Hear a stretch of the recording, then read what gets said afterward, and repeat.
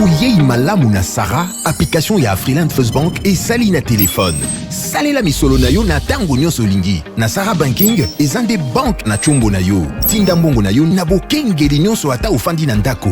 Consultez solde na yo, landela ba crédit na yo, sala ba virement bancaire, senga cheke na yo, tope tuna motuna pona kokoso ya lolenge nyonso. Elongo na Sarah Money, biso nyonso tokoti masolo ya bank na chombo na pete nyonso. Afriland First Bank a komiseli biso libenga na ye na téléphone. Ata oza na compte bancaire te, salela mbongo na yo na téléphone na yo na kimia nyonso. Na lisungi ya Sarah Money, okoki kotinda pe kozwa misolo, kosomba crédit na yo ya communication, kofuta mbongo ya biloko sombi, tembe sili. Kende na lombango ko télécharger application na yo Sarah ya Bank Afriland na Google Play to App Store. Pe kimambango na agence Afriland o ezwami pene sika ofandi po ba activele yo Sarah. Sarah, Bank Nabiso et Longo Nabiso Bipai Binso. Afriland.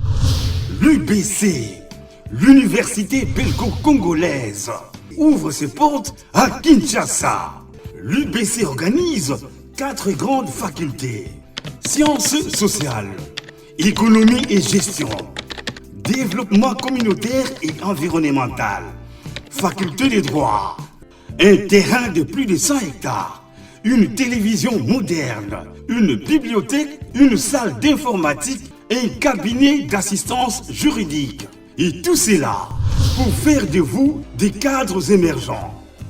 Avec ses professeurs visiteurs, l'UBC octroie des bourses à ses lauréats. Inscrivez-vous déjà, rue Louosi, numéro 11 à 13, à Kassavobo. Téléphone, plus 243 81 60 00 634. L'UBC, science et culture de l'excellence.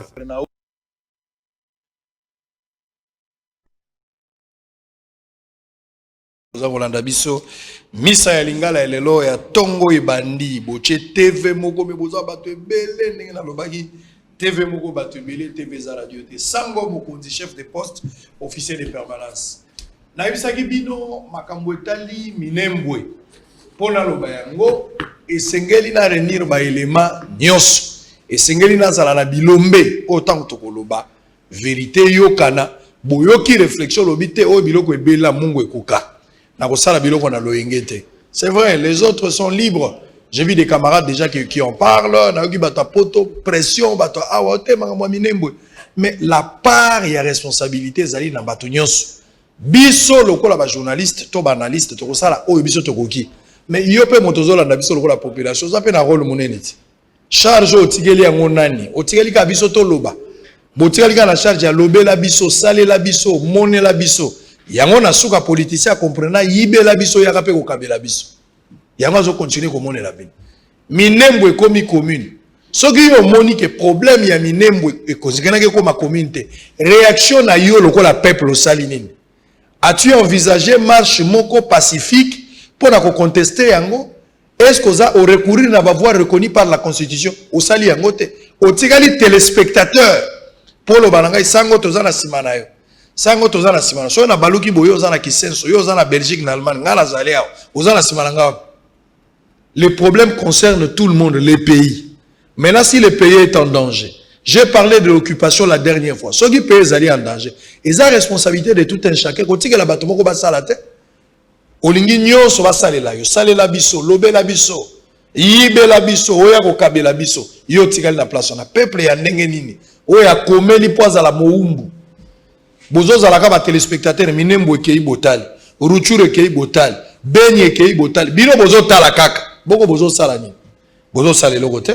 Bato misato na tongo ya lelo. Bilombe misato naza koyamba ba. Po te ba réfléchir. Zala attentif. Tokolobela dossier misato. Tokobela makambo etali ya mapping. Tokolobela makambo ya mapping po 10 ans après likambo epesi pasi. Toujours réfléchir nango. Tokolobela père même par la même occasion makambo ya Minembwe oyo penza epesi sous pasi koleka tokolobela ngo. Et puis point de presse ya chef de l'état na Bruxelles biloko misato wa nde sika to vandi tozo pasola makambo nyonso tia matoi na yo tia matoi kozala musika te tia matoi yo maître Pati Katanga ndeko Pati yeyo ayaki poso euti koleka bolelaki azonga lelo azongi susu mbote na yo Mbote mingi sango. Très bien. Kasi na ngambo na ye, naza pe na bato mibale. Ndeko Barnabé mikolo ebele tomonani te. Tomonani te penza mwa basanza, kasi nzamba abateli elelo. Barnabé mbote na yo. Merci beaucoup tata Langai. Na sepeli. Moi Nazalia. Très bien, nzamba azwa lokumu. Kasi pona kosukisa mbala liboso apesi biso lokumu ya kopesa biso témoignage lokola moko ya bato yo aumeli na bisiko yo bagere salami mingi yeyo pe ndenge azali awa esengeli toloba na ye mbote na yo. Mbote ndeko sango. Très bien. Ndeko Eli. Alors tout ça va évoluer. On va prendre d'abord très rapidement l'animateur à la concentrer mingi na musala roublin, pas de distraction. Il faut surveiller ce que nous sommes en train de faire. Pas de distraction. Tobana ndeko Katanga. Pourquoi 10 ans après la publication du rapport mapping, les recommandations Ezakotika a toujours des lettres mortes et des crimes impunis 10 ans après? Parce que tu es faible. Parce que tu es faible. Ce qui est faible. Vous voisez na yo abadako betaka yo mikolo nyonso surtout tibuko yo ko comprendre stratégie à voisin na yo nde yo pe ou s'adapter ou s'ali contre stratégie pour na osukisa yi. Rapport mapping. Ya biso te Nations Unies. Rapport mapping ba tolo ba congolais Nations Unies a ce rapport. Et bandi na 1993, non 1993, nde biso ba Belgique de Lobaka, ti na 2003. Rapport wana est répertorié 617 crimes, 617 sites de crimes. 617 sites de crimes et 6 cas à pair. Armée patriotique rwandaise. Accompagné na Ouganda. Et na ba valé na bango ba congolais. Bisika ba boma ba congolais. 617 sites de crimes. Ba crime de guerre, crime contre l'humanité. Et même ba crime de génocide. Crime de génocide aussi. Et na ba crime wana Monseigneur Kataliko, évêque de Butembo. Les femmes enterrées vivantes à Mwenga. Les femmes enterrées vivantes à Makobola, dans le territoire de Fizi. Calais, Goma, Bukavu, Toriko Leka, Tina Nord Katanga. Aucun procès. Rapport est et comme il n'y a pas les Nations Unies, il y a un placard. Comme si vie à bas Congolais, et sa vie humaine était.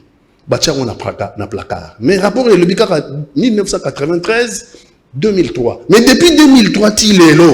Rapport est salamina nouté.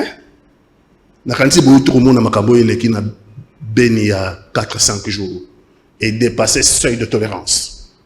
Oh ele ki na beni ya 4-5 jours et dépasser seuil de tolérance. Et donc la communauté internationale a prendre la responsabilité dans l'IDOS. On ne peut pas comprendre que vous avez un rapport mapping et encore 2003, ça fait 17 ans, les mêmes crimes ils ont continué. Avec les mêmes acteurs.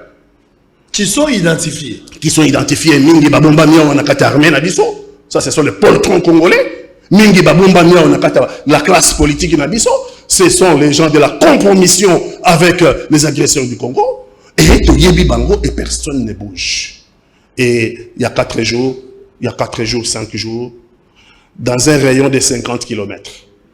Tout ça dans MONUSCO, dans rayon, dans Béni. Dans rayon 50 km. Tout ça dans MONUSCO. FRDC. Tout ça dans FRDC. La police. Tout ça dans PNC, la police. Et pour Béni. Béni, il y a une barrière. Pour le Congo, il y a une barrière. Voilà. Pour Kota Béni. Pour Kota Béni, barrière. Pour Béni, barrière. Batouana, Bakoti. L'équipe a barrière nyons. Bakeko boma batu na rayon oyo police na biso azali, armée na biso azali, MONUSCO azali. Babomi batu bakati bango ba image ça je ne dirais rien. C'est pire que Auschwitz. Même Hitler abano ko sa au moins ba chambre à gaz. Mais oyo bakomo kata mutu na balabala. C'est pire que Hitler, je pèse mes mots. Et batu bazutala comme si ba congolais bazali na bango batu te. Batu bazutala comme si de rien n'était. Il faut pour na Congo absolument Tribunal pénal international contre les crimes commis au Congo. Dans le Baka toujours, Rwanda, 700 000 dans le génocide na Bango, 700 000 morts dans Rwanda. Ça a déploré. Tout ça, le monde d'accordé. Mais les Congolais, tout ça, il est là. Juste au moins, nous sommes dans Rwanda. Rafik Hariri, Yemoko, on a 4 gardes du corps. Tribunal pénal international. 700 000 morts, il y a un génocide à Rwanda, tribunal pénal international. Ex-Yougoslavie, tribunal pénal international. Congo, les autres, on a plus de 10 millions de... Pour dépasser Bangonio. Pour dépasser Bangonio. Après la Seconde Guerre mondiale, c'est le Congo. Mais il n'y a pas tribunal pénal. La conscience de l'humanité, là j'en appelle à la conscience de l'humanité. Là j'en appelle à la conscience de puissance. La puissance, oh, bah tiki Congo ndengwana. Bah livrer Congo dans ma massacre.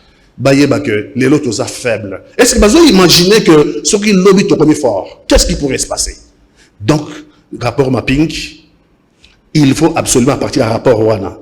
Tribunal pénal international sur les crimes commis au Congo et qu'on continue les 17 ans après. Depuis 2003. 2020, les massacres continuent. Très bien. Est-ce que Barnabé, tu partages la vie? D'abord, la question était celle de savoir pourquoi 10 ans après, Tilelo, ma recommandation, Nyonso et Pesama et Tikali, ba lettre est morte. Et puis, bah, crime est impuni jusqu'à présent. Ça, c'était d'abord la question. Mais en même temps, de Kopatia Bimisi, pour lui, la solution pour mettre fin définitivement à cette hémorragie, pour consoler tant soit peu, bateau, babungisa bandeko na bango, et au nom de la République, il faudra impérativement ériger tribunal moko pénal ezala ndenge sala bana mboka ebele pambate kolana na guerre mondiale bato babungisi bato kwa ba congolais bazalité mais curieusement tozo continuer ko bungisa bato yo ba cause ko bungisa bato wana sont identifiables bamso baza na politique awa ba misu baza na kati armée et on arrive à rien faire. Lecture na yo. Merci beaucoup Sango. Mapping ezali Sony pour les Congolais. Nous sommes un État indépendant, mais mapping ezali koli à souveraineté na biso. Mapping ezali lokola baako seka biso. Mapping ezali mutu akoli mbala na ye na poto alingi akanga mutu na Rwanda ako yaka kosala ka mapping na ye awa na Congo. Rapport mapping eza kotala kaka 10 ans sur 135 ans d'existence à la République démocratique du Congo.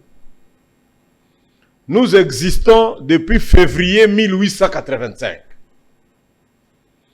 Léopold II, na Belgique, bakambi mboko pendant 75 ans. Babomi 14 millions ya ba Congolais. Bakati bato maboko awa. La Belgique, na Léopold. Na Léopold II. Babengaka Hitler un grand criminel pour aboma ba juif. Napoléon Bonaparte a tué 17 millions de Sud-Américains. Le deuxième plus grand criminel, Léopold II, a bomi 14 millions awa. Ni mapping, ni mapang, ni miping. Et là, comment côté ezali. Première république, il y a Kassavou, ne faisait que tuer des gens. Mobutu a pendu des gens ici. IDPS et Botama na résistance en 1978 parce que na Bakwanga ba pekisi bato ba timo la diamant Mobutu a bête 220 personnes masasi. Procès à la raté tilelo. Musée aye awa. Violation à droit de l'homme kili. Batingitingi epai. Bakasika epai. Musée n'a fait que tuer des gens ici. Joseph Kabila arrive. Ba fausse commune à Maluku. Et Kendeboye et Kita. Ba militaire IDPS et opposition kili. Tu sais que dit tilelo beni bato baza ko continuer ko kufu. On ne peut pas soustraire seulement 10 ans sur 135 ans. Ce qui est en Bongo, un magistrat bien 3500 seulement, justice à Congo et l'Andela Makambouana. Donc, probable possibilité de créer tribunal de paix, vous êtes d'accord? Tribunal, il faut que les Congolais ne soient pas yango. Et ça la mine l'été. Bato bakufi na kama na sapwao. Bakimi ebele na Angola. Mais mindele ba kolandela kaka Zlatan na mundele mususu wana. Kaka mindele mi balwana. Donc batu nyoso bakufa kina kama na sap ba batute. Obele kaka batu ya Zlatan. Des experts en Nations Unies. Kaka bangonde baza kolanda. Ngana za koloba boye. S'il faut faire mapping, basa la mapping sur les 135 ans. Balandela ba crime ya batu nyoso. Le tribunal, je soutiens. Na ko soutenir le tribunal. Mukwege mutu asenge tribunal a mwana mukete. Mukwege a sali hôpital na Panzi na 1999. Ti 2019 abongisi ba mama 55 000. Mutu akomona batu baza ko nyoka mabongo batu ba ko souffrir. Akotuna te, justice est cause à la te. Moukwé que je lui donne raison et je soutiens le tribunal pénal international. Mais ba Congolais, ba magistrat na biso nde bazwa musala wana parce que Rwanda tangu Rwanda sala ki aoya ye ba Congolais batia ki zolo na kati na bango kuna te. Oboyi ingérence ya ba pays mosusu. Na boyi parce que neti lokola mapingi na silisa koloba boye. Na Sun City. Motuna nde yango wana sango. Awa nde to akoleka biso juste ba révolutionnaire, to akoleka ba patriote. Il y avait les Maï qui ont signé l'accord de Sun City. Dans la miso, na kotala yana nga parti la miso. Ba Maï va signer qui accord à Sun City. PPRD a signé qui accord à Sun City. MLC, RCD, société civile, tina konde tienne sekedi. Balobaki, biloko nyo se salamaki de 1993. Tina 2003 ezali amnistié. Accord à Sun City yango wana. Ba Congolais fa baye bango. Tangu biso wa politique ya Congo to akoluka kwanga wana to signé mbala moko po batu nyonso bazalaki na Sun City bazwaki misala na kati ya 1+4. Mais tant ba signaki wana bayebaki te ke o balobaka 6 millions de morts wana bakufa nde na 93 2003 te. Alors s'il faut qu'on revoie ceux qui bako fongola brèche wana ba fongola sur les 135 ans. Très bien. Ndeko Eli, na lina yoka quand même pas forcément sur le plan ya mapping mais na est ba problème ezali ebelé, insécurité ezali, ba viol ezali, ba tuerie ezali en permanence. Mais curieusement, on a même esprit à mapping, même s'il faudra parler d'une justice équitable et en Mboka Nabiso, bato yo bazali ko commettre ba crime, ba génocide, bato wana nyonso baza ko kanga bangote, il y a pas une bonne justice pour ça. Bato wana ba kotika la lobby ba sali réinsertion, le ba continue armée, ba miso ba komi pe ba politicien et ça se passe comme ça. Est-ce que aujourd'hui pour na mettre fin na guerre o ezali na est toloba na Ituri toloba na Butembo toloba na Bunya solution ekoko zala nini? Est-ce que solution ezali politique, solution ekoko zala militaire, solution ekoko zala niveau ya justice ceux qui ba sanction makasi ezali ozomona likambo ndenge? Vous avez aussi 5 minutes de nous parler en tant que moto ya sali nzela wana mingi. Bon, ndeko sango bitumba oyo esalimi na Beni pendant au moins 8 ans. Makambo yango eza lokola eza isolé. La plupart batu balobela kango makasi eza kaka bana ya côté ya est. Mais côté oyo vraiment monaka batu ebele ba maîtriser yango biete. Or toza biso nyonso na mboka moko. Makambo wana ava babanda okata batu mitu. Basala d'abord 2 ans ya enlèvement ya batu. Ko enlever batu 2 ans. Bis eza na 60 personnes. Bake na zamba. Bisi ava baba na kokata batu na machete. Yango nde omonaka batu bazalaka enlever eza ba Congolais. Mais tant bazoya ko buma batu na ba Congolais bazana kati ya batu wana. Oba bazalaki komema na nini na babus. Déjà bazo enlever 50, 40 et tout koso. Bazo transformer bango. Oui. Lobby ba komi na rébellion contre bandeko na bango moko. Bon, bazo travail moral. Nous, c'est comme ça. Voilà. Il depuis 2014, ils ont un peuple moko, ils ont qui kokota kuna esika batu bazo kufa. Batu bazo uta. Balobi bazo uta na Masisi, bamosusu bauti na Ruchuru, bazo kende esika batu bazo kufa. Maintenant, tant tozo tuna batu bokoma bozo kende esika batu bazo kufa. Alors que esika bokima. Esika bokima. Ça c'est zobeta. Ezobeta. Mais bango bazo kende. Est-ce que toma boko kuta mituka 2 personnes? Bosali moni jeunesse ya nini bozongisi bango mais boyebite soki na butu eleka ki combien tilelo bazo kende kuna.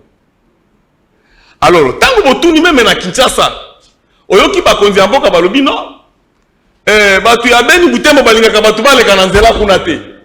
Et puis batu bozo kuta na mituka bazo mema machette bamosusu bazo mema hache les mêmes biloko lekataka batu na zamba. Alors tozangi bo juste 8 ans, style elo 8 ans, bo ezani. Alors population ya Butembo Beni, Lubero, Nord Kivu, bango balobi boye. Parce que ba infiltrer baza na FRDC. Ba infiltrer baza na ba service ya ba sécurité, na police. gouvernement na biso esala makasi elongola ba service nyonso kuna batia batu mususu. Ce n'est pas que balongola batu etika la vide. FRDC nyonso balongola bango. Ba changer bango, la police ba changer bango, batia batu mususu toza na armée, toza na batu. Bisika nyonso batu bakota na mwanda bake kuna. Pourquoi batika la kuna 8 ans 7 ans lokola bakutimier? Pourquoi? Naza curieux web le mot avant peut-être ça peut mettre parti pour aussi ça. Tout le na curieux web. Curiosité web. Naza na voyage mon na osala na bunya mikolo ekoya parce que massacre moko uti kosala ma obomoni mwana moko ya muke oyo babomaki mama na ye mwana na vandeli mama na ye na sani. Nazu ba information ya bato muso alobi ke bana mwana oyo nazolinga na ke nozawana il n'est pas de notre, il n'est pas congolais mais c'est un nilotique, azan nilotique rwandais. Donc azali congolais te. Yo vandaka ba koto wana. Est-ce que ba information ne cause la vraie ou bien zaka intoxication? Bon, omoni esika massacre wana ezalaki, nde esika batu wana na boga. Bakendaka bazouta soki Burundi, soki Rwanda. Parce que tangu balobaka bazokende kuna na Ituri. Soki totuni ba commission ba député bakendaka na Masisi, bazui esika kaya ba réfugiés zate. Ba commission eke na Ruchuru, bazui bato bazangi sika kokendete. Tuzanga soki bato ango bautaka wapi parce que même ni président ya assemblée ya Nord Kivu azalaka muhutu. Totuni bahutu est-ce que boyebi bato oyo toyebi bangote. Alors bato ango ndenge baza kuna na zamba. Ndenge na yebi baza ba enkoni. Alors lokola bavandi kuna parce que résistance ebele ya est. Bato ebele kimai ba résistance ebele congolais e bandaka tangu bobandi komona bapaya baye kobuma bino na bamboka na bino. Wana nde bandaka bongo. Maintenant nga na yebite soki rwandais congolais atikala kozala na yebite nilotique congolais à part peut-être ya bahema na yebite. Kuna bozala babikolo boni na bunya wana lokwa na Ituri. Babikolo ndenge toka par exemple baluba ya mbujimai bakwa ba ndenge zala na bunia toza na balendu baza batu ba autochtone toza na bangiti toza na bikolo ebele toza na batu ebele babira baza ebele mais na sauf banilotique o baza kuna nde bahema do bahema baza banilotique ba rwandais bon en tout cas la kolo baza ba rwandais te baza ba congolais baza ba nilotique ya wapi ya ko bon tunazo zonge pana winde ko linga obakisa to bakisa mo mke to il faut qu'il y ait pas confusion to confondre makambo te awo na ozongela bango mais to compléter na nos questions na yebana non il y a des nilotiques congolais les Ima sont nilotiques d'origine congolaise. Tous les nilotiques, nous allons comprendre des soucis, tous les nilotiques ne sont pas des Banyamulenge. Donc, Banilotique Ima, Bango Baza Banyamulenge te, Bango Bauta na Rwanda te. Écoutez, il y a eu émigration, mais il y a des siècles et des siècles.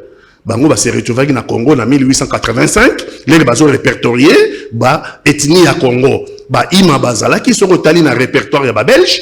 Il y a ba tribu ba ethnie à Congo. Au comment na Bango Bazalaki. Ba Nyamulenge Bazalate. Ba tous Rwandais. Bango ba uta ko uta na ba vague successive. Dernière vague na Bango. Ezaki ba réfugiés. Ba installé Bango na Haut Commissariat des Nations Unies pour les réfugiés. En 1959. Nde batata na bakubere wana nde batata na ba audios bozomo na lelo wana nde ba installaki bango na Haut Commissaire des Nations Unies installé bango na ba site wana Mulenge mususu ezalaki site misato ezalaki Mulenge ezalaki Lemera na site mususu nde différence yango wana ke ba o ba yaki ezali ba tous rwandais tu peux baya parce que c'est pas problème pour tu peux baya mais toujours na ka ba Banyamulenge ba tous rwandais qui sont venus du Rwanda pendant ba vague successive dernière vague ezaki ba réfugiés en 1959 sikoyo na répondre tant que ba thèse au Kagame le bourreau du peuple congolais le bourreau de Kigali thèse na yesa ko avancer makasi rapport mapping ezo circonscrire biso ba crime commis au Congo ezo ba biso des crimes de guerre, des crimes contre l'humanité, crimes de génocide. Les 3 crimes au regard du droit international, ils allaient des crimes imprescriptibles. Ils allaient des crimes imprescriptibles. Et thèse, Barnabé a développé justement cette thèse de Kagame. Sur le tout ça, le tribunal international pour les crimes commis au Congo, on va nous ramener à 135 ans en arrière. Très bien. On nous ramène à 100, c'est une distraction. On nous ramène 135 ans en arrière. Léopold dit à Saka massacre. Et Mobutu à Saka massacre. Et non, on parle de crimes imprescriptibles au regard du droit international. Wana au Congo, ces crimes-là ont été commis. Rapport Mapping et Lobiango, 617 sites de crimes jusqu'à 2003. Wana, tangi bien, APR, armée patriotique rwandaise. Des Ougandais et des vallées congolais, ça existe. Quand on découvre le baron Beni, batu bazo kende, ba lever bango ba keisi, ba batu na be bazongi ba ko boma batu, mais mundele asali d'études mingi na makambo na nyusto aleki biso. Abengango syndrome de Stockholm. Syndrome de Stockholm. Mutu enlevé yo, akena yo, à travailler yo au comme quoi adhérer na thèse na ye. Mais ce qu'il faut comprendre, c'est la stratégie où est menée. Est-ce que le Béni, est-ce que dans Ituri, dans Dakala, est-ce que Makamouane est Zalaka? Et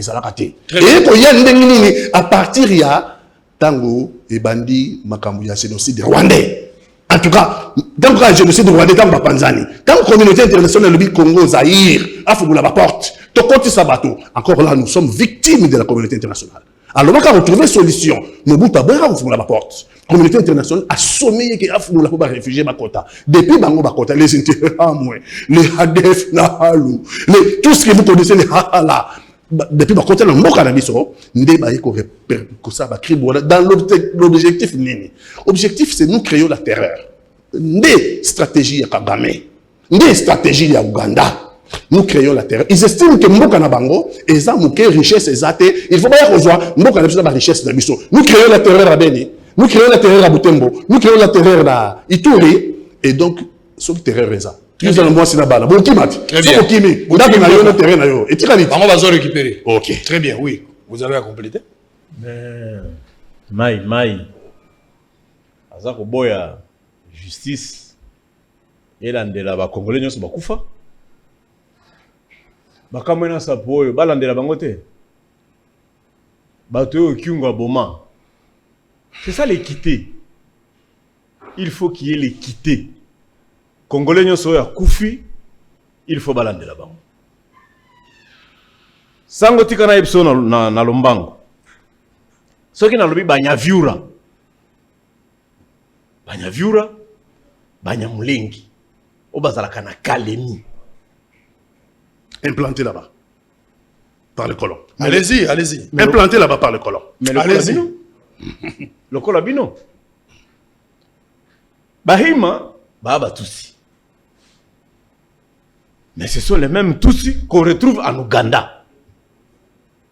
Même frère Bandeko ya Museveni, ne bazana bunya wana Bahima. La même chose.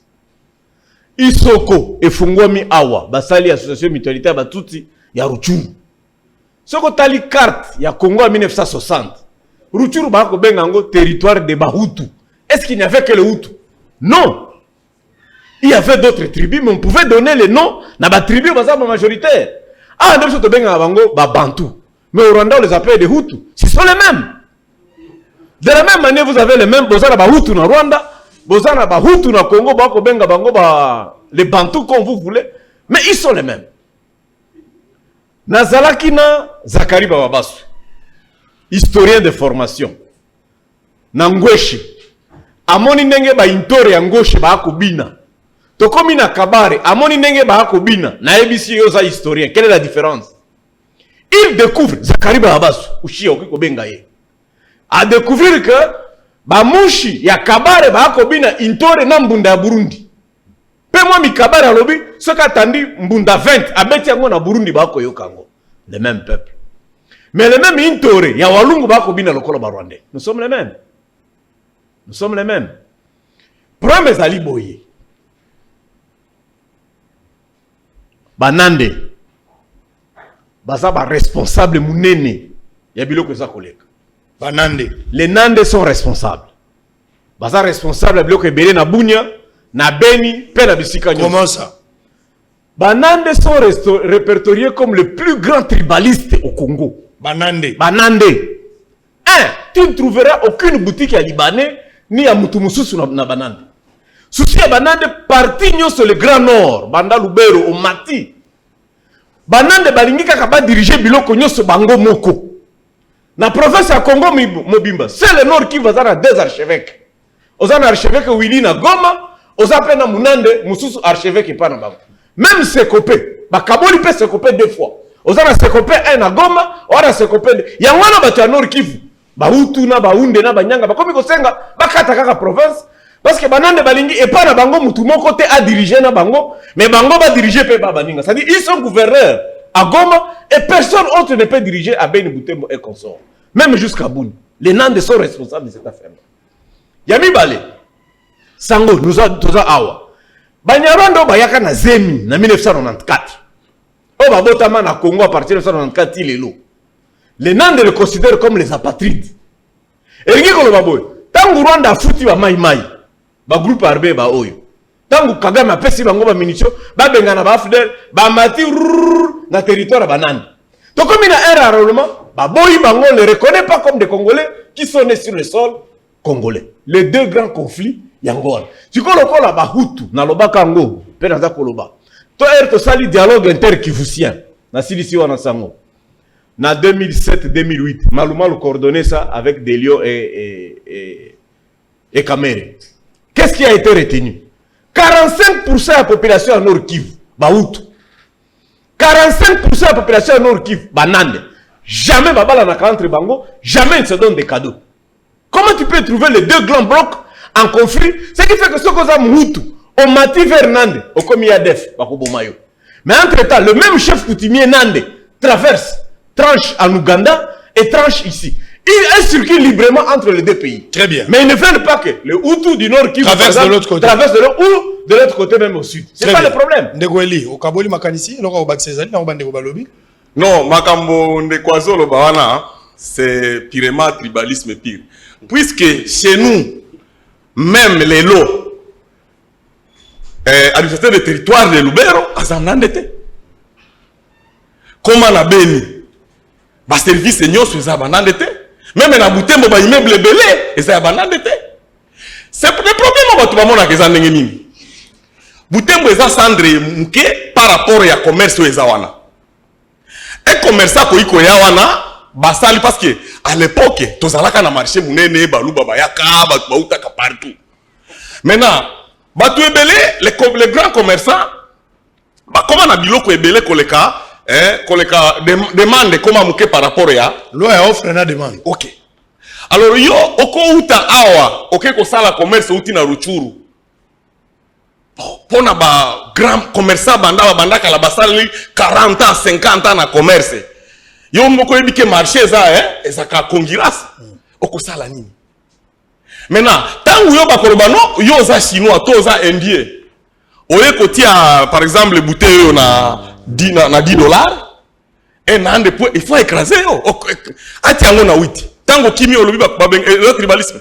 Même na Kinshasa c'est la même. Alors bande qu'on a biso batambola te bamona kango loko les tribalisme.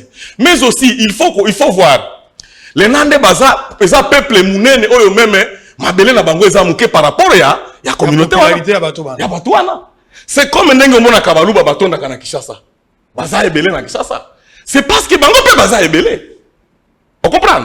Tokoyi koloba non baza batu mabe po ba ko non ça bongote. Makambo zuta vraiment okotaka ndenge na yoki yo okotaka mingi na ba recherche te donc ezaka ka biloko ya kotala boye na miso bon ndenge olobi nono ba traverser na Uganda ndenge bozana Kinshasa na Brazzaville peuple za pembeni ya nini okoperaka no mokoiko bala na même mais aucun jour okoyoka comme Ougandais alobi aza congolais lokola ba Rwandais balobaka baza ba congolais jamais Ougandais akoyiko loba wana te même si tokosola monoko moko na muto aza na Uganda jamais akolinga aza la congolais te. Très bien. Je vais revenir pour terminer. Oui, 1 minute, on change de sujet. On change de sujet, mais au moment où il y a RCD Goma. Oui. Au moment où il y a thèse, c'est la thèse à Kagame. Exactement la thèse à Kagame. Ils ont fait prévaloir Awa. Ok?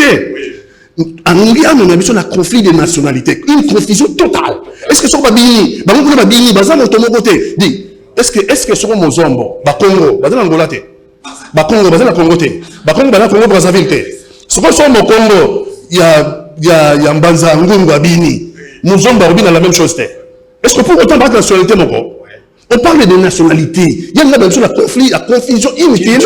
Pour la balle qui s'accueille, que absolument, il n'y a pas de Tutsis rwandais, que les Tutsis sont congolais. Très bien. Nous avons des conflits dans le il y a des tribalistes, la xénophobie. Mais on ne peut pas bâtir une nation sur les mensonges. On doit établir l'historicité de fait. Très bien. Comment est-ce que et nous sommes prêts. Merci. Tous à peu près tout intégrer Bango, mais chacun doit s'assumer de son origine. Alors là, ça sur la conflit Pamba. Loi sur la nationalité, la Congo, article 10 de la Constitution. Article 10 de la Constitution. Et le but d'abord, il faut appartenir à une ethnie en 1960 établie au Congo et ayant un territoire depuis 1885. Yebisanga, territoire, il y a Banyamulenge balaba munokole balaba Kinyarwanda. Biso de Nyanga alaba Kinyanga. Nande alaba Kinande. Mulu balaba Kiluba. S'il vous plaît, maître Pati. Donc c'est une confusion. S'il vous plaît, on va prendre maintenant affaire Minembwe. Le bourgmestre et la commune rurale de Minembwe a officiellement installé le dimanche dernier. Selon certaines opinions, l'histoire retiendra que Joseph Kabila, pendant 18 ans, a pesaki bato wana nzela te. Mais bato mosusu pe, bamoni que Félix Tshisekedi dans 2 ans, a libéré bango li solo, o balukaka d'autres fois, batikala kozwa te. Mais bato mosusu ba kepe plus loin, babimisi même na ba document que l'ordonnance faisant de Minembwe une commune, eza eloko ebani na Félix Tshisekedi te, eza eloko déjà matata mponyo na 2013 mutasinyanga document wana. 2 questions pour ce sujet. Quels sont les vrais enjeux de cette affaire? Yako misa Minembwe et comme commune. Enjeu à Likambo et Zawapi. Yami Bali. Comment avez-vous jugé la présence de Mike Amer à Minembwe? 2 questions autour de ça. Roubero abundi. Finalement, commune na bango ekomi, bacheli bango bourgmestre, bakomi pe nesengo na bango, bakomi pe pana bango. Ok, batonso bamonaki bakoye kokoma na esika wana te. Matata Mponyo, selon les informations, 2013, et c'est un signé document. Félix Tshisekedi, Kabila 18 ans, au-delà de la signature, il y a ordonnance, il y a Matata Mponyo. Ils n'ont pas eu l'accès à Kokota en Likambouana. Mais dans 2 ans, Félix Tshisekedi a commis nan. Batomso ba monique, makambo yo Kabila koye ko sala te. Kabila liemanga, minezo sala Félix Tshisekedi ngai. Lecture par rapport à ces 2 questions. Quels sont les vrais enjeux de cette affaire? Et deuxièmement, comment avez-vous jugé la présence de Mike Amer sur place? Merci beaucoup, Sango. Combien de minutes? 5 minutes, 5 minutes. Ah, très bien. Problème à Minembwe, enjeu dans la libosso sécuritaire. Tu se retrouves en bas éleveur, na bas agriculteur. Ngai na participa na dialogue et à pacification en Sud Kivu. Et Salema na Uvira. En 1999, presque au mois de juin, juillet, j'ai participé à ça. Tolinga ki toyeba, eloko nini ezalaka à l'origine un conflit entre Banyamulenge na ba peuple mususu ndenge bafandaka. Très bien. Na mukuse sango komona kaka bawelelaka basi. Source ezali à ce niveau-là. Et bandaki ndenge nini? Soki garçon ya Mubembe alandi mwasi ya Munyamulenge akoboya ye. Mais soki Munyamulenge akolanda mwasi ya Mubembe to Munyindu to Mufulero to Murega lokola yaza koteka misuni. Aye kosomba 1 kilo ya misuni abakisi ye na makoso, abakisi ye na mutu, abakisi ye na loposo, ainsi de suite. Conséquence eye kosala zuwa. Soki Munyamulenge abimi na fille ya Mubembe, Mubembe anako beta ser na ye. Peso kazi Munyamulenga na nzela abeti. Po bango nyoso nzela kokende kotoka mai se nzela moko, nzela kokende bilanga nzela moko. C'est ce qui a été à l'origine de tuerie. Mais depuis très longtemps, et les Banyamuleng ont toujours vécu bavanda kaka sima bokonzi. Oh bazana itombe, chef coutumier itombe azali, mwami azawana, tous respectaient et reconnaissaient les mêmes mwami. Là je peux te donner l'exemple par exemple, Esika Nyaruga Botama, ne Esika Bitakwira Botama, avec le même chef coutumier. Mais lorsque insécurité bandi, babandi ko swana, babandi ko bomana. Bamsusi ko bandi ko kende ko boto la bangombe ya ba oyo, ba pesa ba oyo, ba teka na ba oyo, insécurité et kokoto. Conséquence, tous les Banyamulenge ont cherché à se regrouper à un seul point, qu'on appelle actuellement Minembwe. Et si kamoko ya malamu, ya kolei sa bangombe.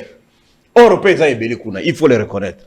C'est cet enjeu-là, n'est comme problème.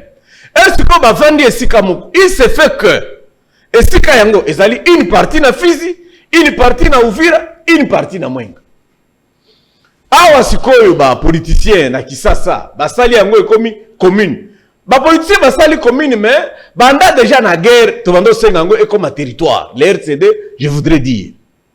Et tout le temps que le RCD a régné à l'est, le Sud Kivu avait 10 territoires au lieu de 8. Mais elle a tout signé constitution. Il y a 2006, Kabila n'a pas signé.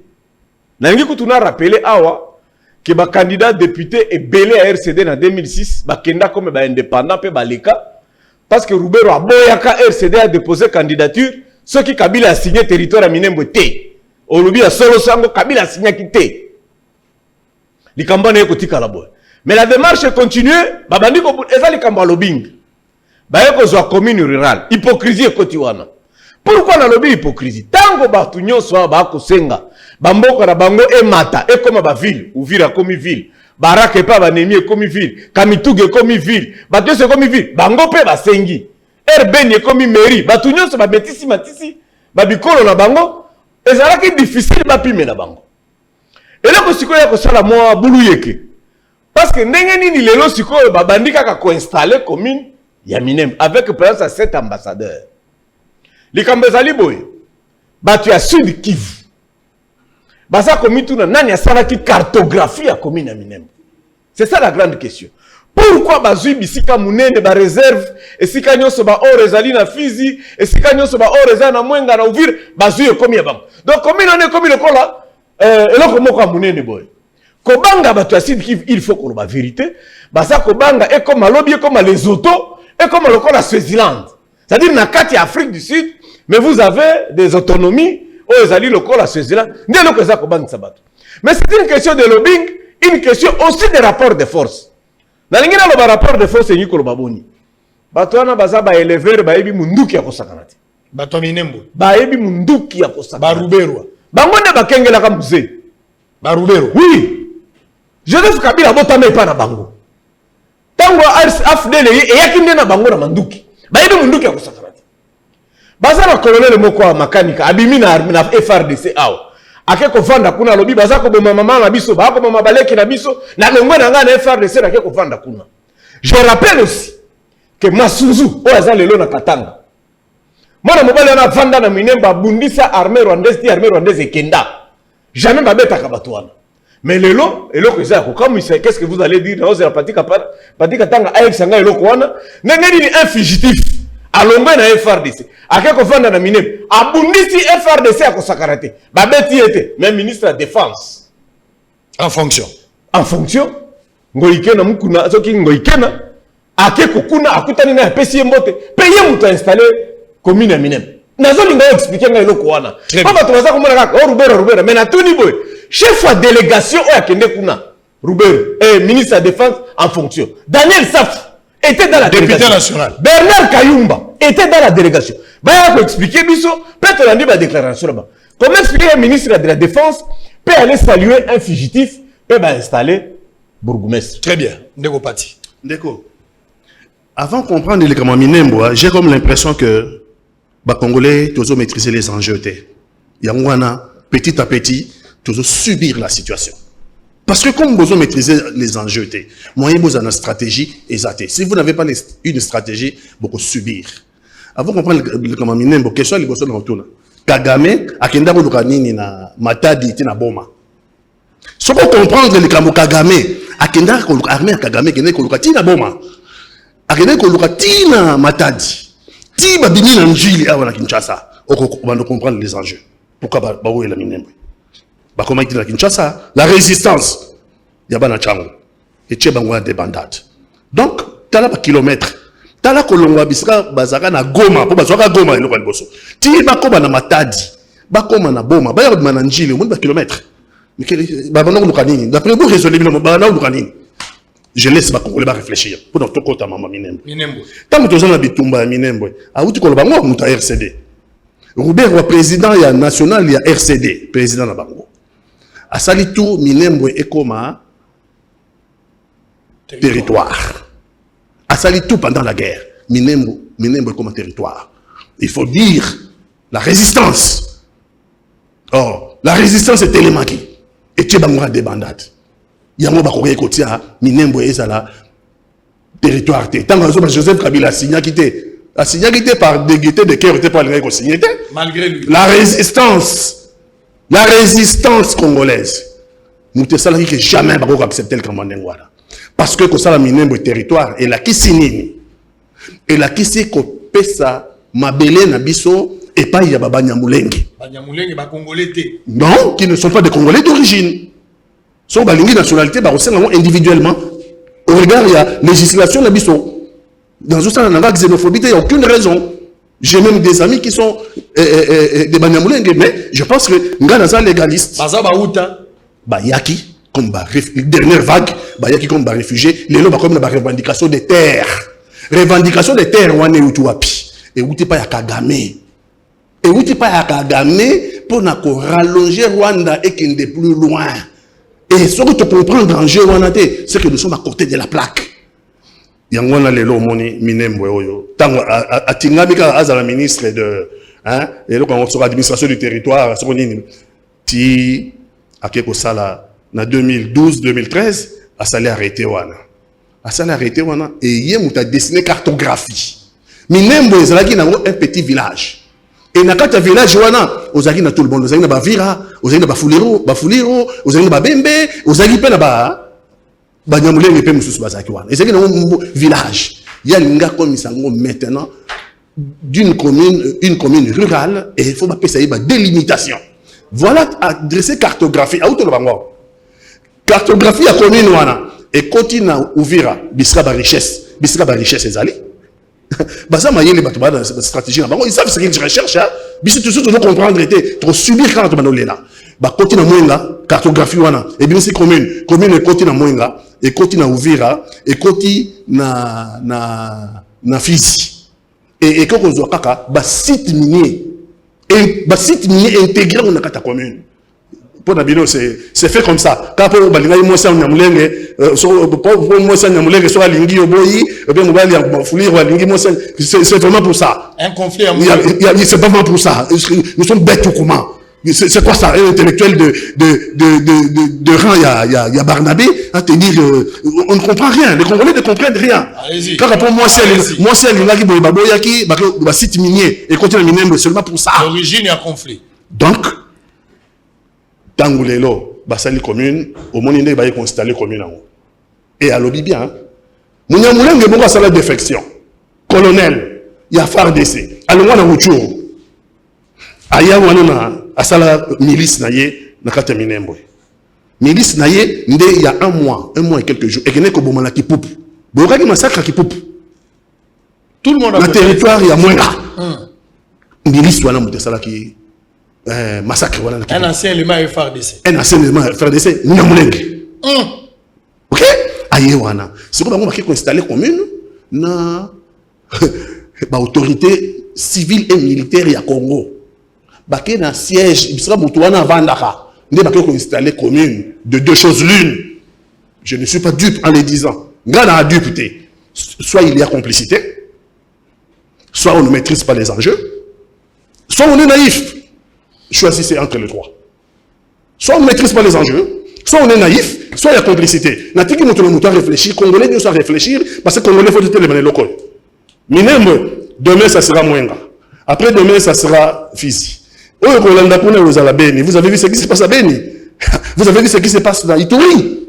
Donc c'est lié, il faut lier la situation à Minembo, la situation à Ituri, la situation à Beni. Donc ça veut dire que la volonté d'annexer notre pays, je ne dis pas l'Est, c'est notre pays. Parce que, comme on dit dans l'Ouest, l'Ouest c'est la terre, ne pensez pas que ce problème-là regarde seulement Bato. Le problème, où les autres là, du nord, sud, centre, est, ouest. C'est un problème congolais. Très bien. Ndekoueli. Ndekonanga sango iloko kamisinga pona ndekonanga biso Barnabé. Est-ce que oyebi mission ya RCD bandaka tango musée akufa? Pour te dire que musée akufa sur bénédiction ya nini ya RCD. Oui, RCD ne mutu buma musée. Donc Benabam abuma musée. Na Roubert comme patron ya RCD, bangona Barnabé. Bangone babuma musée parce que les autres tozo la musée parce qu'il y a kufa na bénédiction ya RCD. On peut comprendre pourquoi Moutounio soit bundisa RCD aza en dehors ya mboka. Tolo baboye. Mutuloko la mbusa nyamwisi. Bakinaka na wamba basali RCD kiss. Bakanisi peut-être bakozwa appui ya isiki ya côté. Mais ça bon côté. On peut comprendre après liwa ya musée RCD nda ikambi mboka we. Est-ce que yebi? Barnabé ndenge osana ye awa aza parmi batu bakambi mboka we. Nini ministère ya décentralisation oyo Rubero azosala. Nyamwisi muto asala ngo est-ce que apesa Minembo ba territoire. Et comment territoire tangu Rubero asala nini? Azu yango. Mais na ba anje oyo ndeko na biso azolo bano e bandaka na bana basi balingani no waneza ba tralala. Mes chers amis, makambo azolo ba ya banane na ba hutu et tout kosoro. Nord Kivu boyebi ndenge Kivu ekabwana. Toujours bandeko na biso balobaka Kinyarwanda ne bazalaka toujours na idée ya kokabola ba province. Pourquoi? Pourquoi même Hunde ou bien Nyanga alobaka te tokabola province? Quand il faut azala de quoi alobaka Kinyarwanda? Il faut aller à la Moutou. On est en Nord Kivu. Nakanisi ça fait il y a pas 6 mois au yoka bande qu'on a biso ba Moutou balobi toka la province parce que banande baliki ebele. Est-ce que on a un problème papa? Mais au yoki bala moko na Minembo lelo ba musubalino tous wa territoire na biso. Pourquoi bande qu'on a biso ba ya Kinyarwanda o baloba Kinyarwanda bangonde baloba kabongo. Mais aucune Murega alobaka toka la province aucune Muhunde alobaka toka la province pourquoi bango?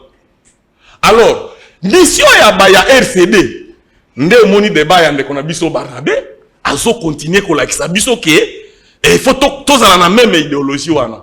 Barnabé boko kaka biso te. Bino RCD boko sala boko. Ba Congolais papa, ndenge miloko bazo sala pour le moment. Wana nde boko tala koma les Congolais ba ko agir. Bozela kaka. Ça dit Banyamulenge ba Congolais te. Banyamulenge baza ba Congolais te. En tout cas, baza ba Congolais te. Baza ba Mulenge eza ngomba. Colline. Même bande qu'on a biso ya Ruchuru. Oyoka katoza banyabwisha. Est-ce que oyoka munani alobi aza munyabutem te? Aza na ville ya Butem ya Zanande. Azanande. Mais pourquoi Mais pourquoi yoko lo bangana aza munyabwisha? Bwisha eza collectivité. Lokola yo penda soki okeko vanda na bwisha c'est que oza munyabwisha mais oza na tribu na yo mais bango bazalaka toujours banya ngomba est-ce que yo oza munyayipene soki ovandi na ipene oza munyayipene très bien il va réagir aussi. Il va réagir, nous sommes arrivés à la fin lui il va réagir aussi. Bon minute esili nalingi na rappeler ba intellectuel nanga mibale bazali awa. Tant qu'on a le baki makambo ya kobundela basi, c'était le début de l'origine du conflit. Ce n'est pas qu'il y a des alliés conflit à l'élo. Boye kolape, kozala malamu mingi. Yami Balé, président Félix na Londres, batuni makambo Banyamulenge, les garants des institutions, ya constitution, ya lo bengi bango ba congolais. Alo bakiam. Oya mbanga bino mibale ande kolongola bango na. Eloko amisato. Roubero a sali 10 ans avec le gouvernement. Banda 2007, Roubero n'était pas au gouvernement parti. Quand toi tu étais Dirkab au sport, Roubert n'était pas là. Roubert est revenu dans le gouvernement Sami Badibanga en 2019. Toi tu dois avoir honte. Ya kolobana batu que c'est Moussa Nyamwisi qui a créé Kotombola ba minembo wana kosala ngo ba territoire. Il faut avoir le courage de connaître ça bango que c'est Moussa Nyamwisi qui a fait ça. Roubert a combien wa kalamingi te awa. C'est Bruno Chibala qui a nommé l'administrateur, le bourgmestre, il y a commune rurale. À un décret, il y a Bruno Chibala. Aux ans Soni Kolobango. Tikana ebisa yo boye. Botika lokuta. Pati. Minembo est à 320 km du Rwanda. Fongola Internet Otal. À 240 km du Burundi. On annexe ce qui est frontalier, non? Yo ko annexé comme il pompe il y a Serum ou bien Ningeni. Comment tu peux réfléchir comme ça? C'est Matadi, non? Toi qui as fait le Allez-y, terminez, s'il vous plaît, s'il vous plaît. Kipupu. Terminez, nous sommes arrivés à la fin. Kipupu, on a brûlé 700 villages. Bembe, Nyindu, brûlé 300 villages. Banyamulenge peut brûler 300 villages. 300 villages. Au finish, et puis sur le coup là, désolation. Mais là, que Zali Awa, Nela Kosili Sawana Sango. Natuna qui a répondre pourquoi le ministre de la Défense a Kekuna. Félix Alobaka Awa, à côté à 21 000 militaires na Beni. Mwindo Nzangi, député, à Lobi Bazaka 2500. 20 généraux à Beni. 7 généraux à Bounia, ici Kayo Outi. Yosomona Bisikani, vous avez 7 généraux, on continue à tuer. 20 généraux à Beni, on continue à tuer. Là où le président paye 21 000 militaires, on recense 2500. Nasukiwan. Ce qui bolingi bon, il y a télévision T parti. Il y a télévision T. Très bien. Vous formez Bana. Très bien. Donc quand tu as besoin de Djeshi, tu défends. Il y a français T, il y a Nzembo T. Ah, yo zawe ranson T. Très bien. Nous sommes arrivés à la fin pour aujourd'hui. On va revenir prochainement. On va conclure. Tu sais ce que tu avais à dire. Allez-y, une minute. Là, tu vas donner. S'il vous plaît. Non, s'il vous plaît. Une minute de la conclusion pour nous arriver sur les Congolais que le pays est en danger. Problème est à nord, sud, est, ouest. Le pays est en danger. Et le problème, il y a beaucoup à Bisso. Et ça, problème, il y a tous les Congolais. Tous les Congolais doivent se mettre debout. Merci à député qui a initié interpellation à Robert Roy dans le Parlement. Dans le Parlement, na problème il y a Minembo, il y a beaucoup à Bisso. Majorité est opposition est Robert Roy a se justifié et puis il a motion de défiance. Il ne peut pas faire partie du gouvernement congolais tant qu'il y a valé à Congolais. Dans mon Konzamboka, le rôle de Congolais, na lobaka minoko nyonso na kolobane na munuka mboka ya Chiloba fumu abantu uji fumu abantu baluji ne bantu balu uji nje babuloba kalibuloba kingwa buton fumu uzula meso fumu bakamba kwetuni kalamba wakapija falang bwa kusungila bantu très bien sungila pe ba Congo sungila pe ba Congolais mumalo ye fumu. Très bien, toi ça guide là. Le ministre de la Défense. Motema na peto Motema na peto Nasukolami mobimba Na makila mayonkolo Oh blanc, blanc, blanc, blanc, plus blanc que les yeux, blanc, plus blanc que les yeux. La réparation des rayons, je serai plus blanc que la neige. Miss Cécilie, tu écoutes à la lobby. Pour le même plaisir, pour le même travail. Bobo Salate, que Dieu ne bénit jamais Israël en dehors de sa patrie. Tu seras toujours béni tant que tu vas demeurer dans ta patrie. Et quand tu sors, il n'y aura pas bénédiction. Bye bye. Resté pendant presque 10 ans dans un état de délabrement très avancé, il a fallu l'arrivée de Jacques Aboula pour que la chaussée de Kasenga, long d'environ 7 km, soit élargie et modernisée avec des passages piétons avec pavés, caniveaux ainsi que des éclairages publics. Le tunnel sur la chaussée de Kasenga n'a pas été oublié par la ferme volonté de moderniser la ville de Lubumbashi tout en facilitant la fluidité du trafic à cet endroit car les nids de poules, les lacs artificiels, les caniveaux bouchés ont été vaincus. Jacques Aboula ne s'est pas arrêté là. L'avenue Lumumba, pour sa part, est en pleine modernisation. Même chose pour la chaussée Musée Laurent Désiré Kabila, avec des séparateurs et éclairage public. Et également le boulevard Camagnola, fierté nationale, une route de prestige longée par des résidences officielles telles que celle du président de la République qui est modernisée. Un mois après depuis son décès, le corps sans vie du célèbre catcheur international congolais et défenseur de l'albinisme en République démocratique du Congo, Mwimba Texas, est toujours à la morgue. Indignés, les collectifs des sportifs congolais et l'association des albinos ont été le vendredi dans la rue pour manifester leur indignation dans le retard qu'a pris les obsèques de celui qui a sacrifié sa vie pour l'honneur du pays dans cette discipline sportive et dans son combat contre la discrimination dont sont victimes cette catégorie de personnes. Ils ont été signalés à la Cité de l'Union africaine, au Palais de la Nation et à l'Hôtel de Ville de Kinshasa. Ils ont déposé leur mémo. Dans leur mémorandum, ils réclament que ces dignes fils du pays soient enterrés dans les meilleures conditions et exigent l'implication personnelle du chef de l'État dans ces dossiers. C'est que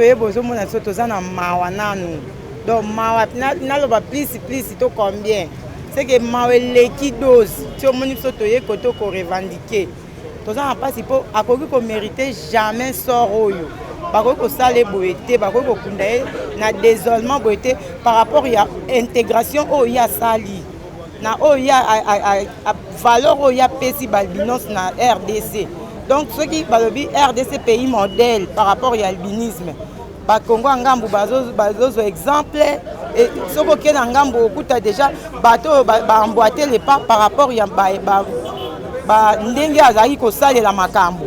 C'est qu'après si bateau exemple belé bata kati kutu biso toloba mamba kati te toloba plus mambo ya bandundu po intégration wana ndezo sala biso et ça biso pasi par rapport ya ndenge bazo sala et un mois na morgue tilelo suite ezate eloko ezate ya momo biso toye awa ndo regretter mingi mutoko la Texas asali makama minene za parmi ba icône ya mboka tango lelo le tozo peta 6000 pona ba kunene 6000 libulu ya pamba ezali na valeur ya $14,000. Bon matanga to vandi pendant un mois et 3 jours. Oh tout oh fameux ça chaque jour.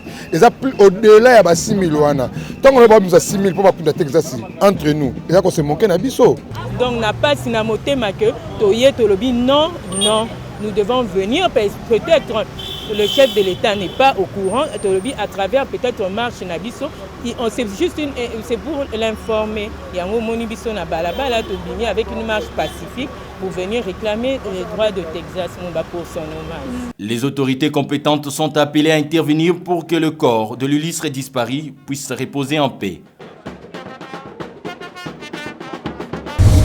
Bouyei malamu na Sarah, application ya Afriland First Bank et sali na téléphone. Salela misolo na yo na tango nyonso lingi. Na Sarah Banking, ezande bank na chombo na yo. Tinda mbongo na yo na bokengeli nyonso ata ofandi na ndako. Consultez solde na yo, landela ba crédit na yo, sala ba virement bancaire, senga cheke na yo, tope tuna motuna pona kokoso ya lolenge nyonso. Elongo na Sarah Money, biso nyonso tokoti masolo ya bank na chombo na pete nyonso. Afriland First Bank a komiseli biso libenga na ye na téléphone. Ata oza na compte bancaire te, salela mbongo na yo na téléphone na yo na kimia nyonso. Na lisungi ya Sarah Money, okoki kotinda pe kozwa misolo, kosomba crédit na yo ya communication, kofuta mbongo ya biloko sombi, tembe sili. Kende na lombango ko télécharger application na yo Sarah ya Bank Afriland na Google Play to App Store. Pe kimambango na agence Afriland o ezwami pene sika ofandi po ba activer yo Sarah. Sarah, Bank Nabiso et Longo Nabiso Bipai Binso. Afriland.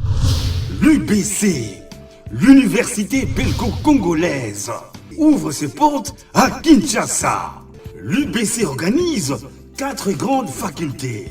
Sciences sociales, économie et gestion, développement communautaire et environnemental, faculté des droits, un terrain de plus de 100 hectares, une télévision moderne, une bibliothèque, une salle d'informatique et un cabinet d'assistance juridique. Et tout cela pour faire de vous des cadres émergents. Avec ses professeurs visiteurs, l'UBC octroie des bourses à ses lauréats. Inscrivez-vous déjà, rue Louosi, numéro 11 à 13, à Kassavogo. Téléphone, plus 243 81 60 00 634. L'UPC, science et culture de l'excellence. Monsieur Mamadou Siribe, où est-ce que c'est? T'es venu d'abord récupérer mes conteneurs. Il y a une agence là, je sais pas. Agence de douane. Agence de douane. Quelle agence? Louvunu Export. Namatadi bayo kakomba Louvunu wana baluka moto na bakangaye. Kokende gauche à droite, tu adresses zeka moko. Awa zena Namatadi. C'est vrai. Avenue Major Bango. Okay. Numéro 6. Blessing Business. Agence de douane yesolo. Kende na adresse tout na bana Namatadi nyoso tout bayebi yango.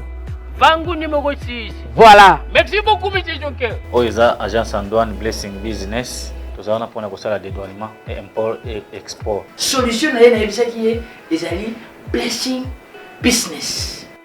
Maintenant les solutions est venue. C'est quand t'es ici à la Walla Village.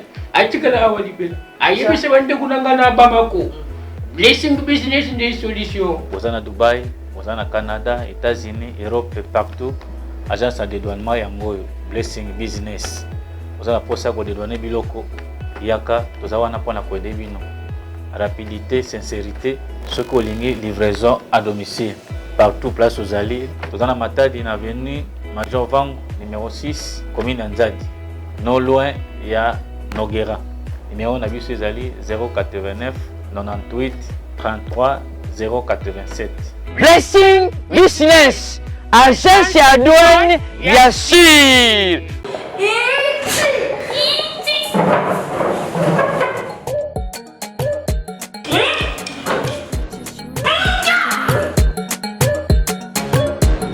Celui qui va faire encore ça, il sera puni.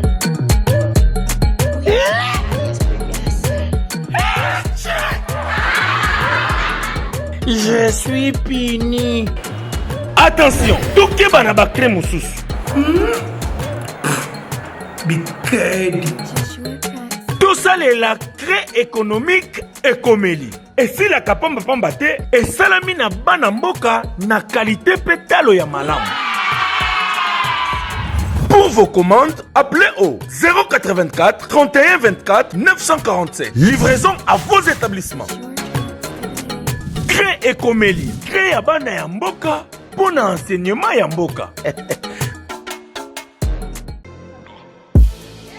Ben Lubitsch, spécialiste en immigration américaine. A Betty Kelelo qui a bandi déjà pré-enregistrement et à Déveloterie 2022. Papa, maman, Peli Bota Mobimba. Et l'enge mwasipe mobali Oyo Bozali na passeport biométrique na $5 ya Pamba. Na moto, Boya na ba cybercafé Ben Lubitsch, na bon marché en face ya Hotel Phoenix, na galerie Igo Tanzambi, na Lemba Terminis, pe na Apocalypse 22, Massina sans fil. Mana ya Kinshasa to pesino lisusu mbote. Ezali ngai de kona bino Ben Lubitsch ya cybercafé Ben. Na yeko informer na bino ete KCC a annoncé Déveloterie 2022. Yango biso na cybercafé Ben Lubitsch. Tozali kobanda pré-enregistrement pour participer au programme de Déveloterie 2022. Kobanda mokolo na le 20 août jusqu'au 30 septembre 2020. Yo zali na passeport biométrique en cours de validité. Yo na libota na yo. Boya na Kinshasa na ba cyber na biso. Yo zali en face Hotel Phoenix na bon marché. La galerie Igo Tanzambi na Lemba. Pe libanda ya Apocalypse 22. Na lobi na quantité mais libanda ya Apocalypse 22. Yo pe ndeko ya diaspora boyebi ete bandeko ya diaspora 167 au batinda ki ba photo année passée bazala ki ba gagnant cette année. Yango tozali ko encourager bino bato bozali na diaspora na libanda à l'étranger. Bo tinde la biso ba photo na bino na ba page biométrique iska photo ezaka na passeport. Bo tinda yango na adresse email ou ezali na mopanzi to na numéro ya WhatsApp ou ezali na mopanzi pour na kosunga bino ko participer na Déveloterie 2022. To pesi bino bonne chance. Pe bandeko bazali na posa ya kofunga bandeko na bango baya na États-Unis. Tozali wana pona ko zela bino ou benga na ba numéro na biso. Merci beaucoup. Merci. Ben Lubitsch, spécialiste en immigration américaine. To everyone under the sound of my voice, I want to remind you that God loves you, that God cares for you, that God is in control. The enemy wants to change with fear and doubt, but the living God says that I have not given you a spirit of fear. I have given you a spirit of love and of peace and of a sound mind. Nothing can stop the will of God, not even the coronavirus. Hallelujah. In the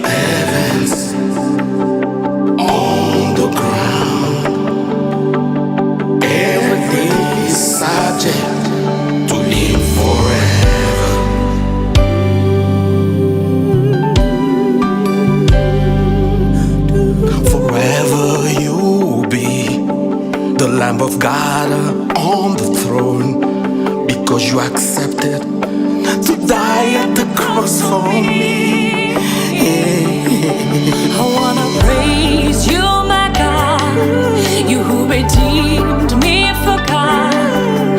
I adore you because you're worthy of all praise. I came to adore you, I came to celebrate you. You are worthy to be praised. Jesus, King of glory, oh yeah. Forever you will be the Lamb of God on the throne, the big winner who sits at the right hand of God. You receive from the Father a glorious name above any name in the heavens, on the ground, on the ground, in the heavens, on the ground. Everything is subject to Him forever. In the heavens, on the ground. Everything is subject to Him forever. Jesus, He freed me. Jesus, He heals. He can do it for you, my friend. By His power, by His presence, He can touch you. If you believe In the heavens, on the ground, everything is subject to Him forever. King of glory, in the heavens, Jesus, on the ground, everything is subject to Him forever. Jesus is King, Jesus is Lord.